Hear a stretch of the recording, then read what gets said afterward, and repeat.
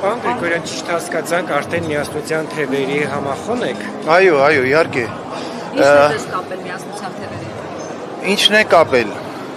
Նախ ես տեսնում եմ միասնության թևերի մեջ հատկապես հիմա որ հայաքվեի հետ նաև միացան եւ կարծում եմ բոլոր ուժերը, որոնք որ իրենց համար անընդունելի այս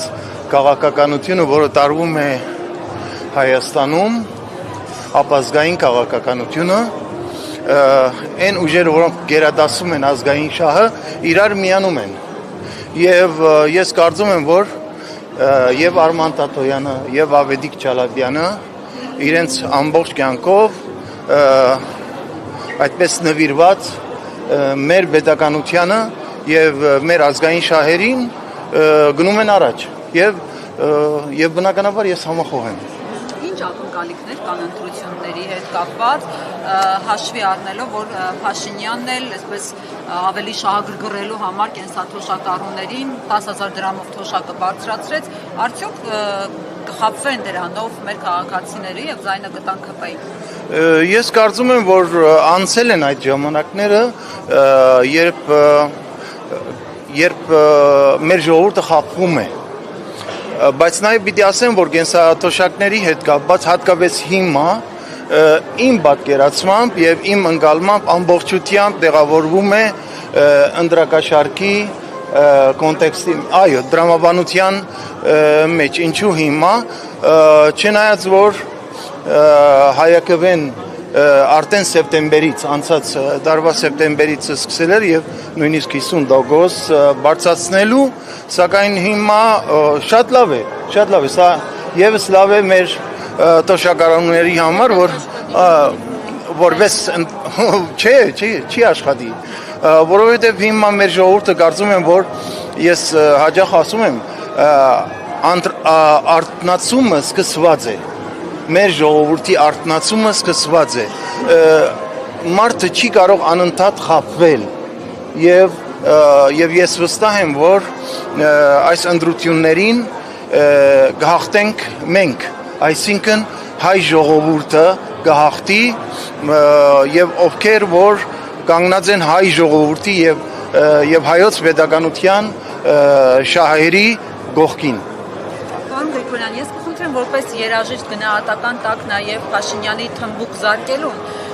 որովհետև դուք ասում եք, կարծում եմ չի խաբվի հանրությունը, բայց հանրության մի հատված ինչքան փայլուն շոր ուներ, հագավ եւ գնաց այդ վարչապետի կազմակերպած դիսկոտեկին, վարչաբենդին։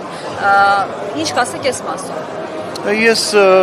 չէի ուզենա իհարկե Հռիփսիմե ջան անդրադառնալ այդ հարցին, բայց ովքեր են գնացել հանրության հատված, ինչ հատված։ Այո, նայած ինչ հատված եւ ինչքան, այսինքն դա չափանիշ չէ։ Եվ իհարկե միշտ էլ պիտի լինեն մոլորյալներ, միշտ էլ պիտի լինեն հավատացողներ, հուդաներ, դավաճաններ, բայց ես կարծում եմ, որ մեր ժողովուրդը ամուր է իր հավատամքով եւ իր համոզմունքներով եւ արժեքները պահելու հարցում, քանի որ արդեն բարձ է որ արժեքների դեմ է պատերազմը, ինքնության դեմ է պատերազմը, դրա համար ասում եմ, սկսված է, հավատացեք, որ սկսված է արթնացումը, որտեղ չի կարող հայ ժողովուրդը ապրել առանց արժեքների, առանց ժառանգության եւ ովքեր գնում են թմբուկ նայելու կամ նման բաների ես չի ուզենա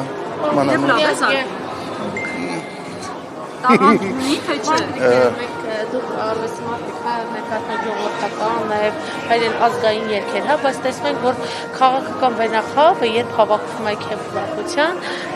պարում են ռաբիս երաժշտության տակ եւ դա մատուցվում է, առաջի դեմքով, սա արդյոք բացասական ազդեցություն չունենա, այսինքն չեն օրինակ դաշնակցությունը զուգահեռ նաև պարում էր հայրենասիրական երգերի։ Ընդհանրապես ես ուզում եմ զգուշացնել բոլորին, ովքեր ամբիոնային հնարավորություն ունեն, ովքեր բեմի հնարավորություն ունեն, թող զգուշ լինեն, որովհետև մեր ժողովուրդը շատ լավն է։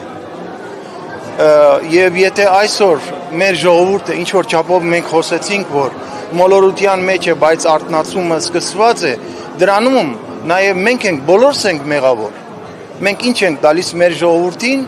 եւ հետո մեղադրում ենք մեր ժողովրդին, նույնիսկ եթե ասեմ երաժիշտների իմաստով, արվեստի մոտ կանգնած մարդկանց, երգիչների, դուք ինչ եք տալիս եւ այսօր ինչի եք ասում, որ ժողովուրդը սրա պահանջ ունի։ Ոչ, մենք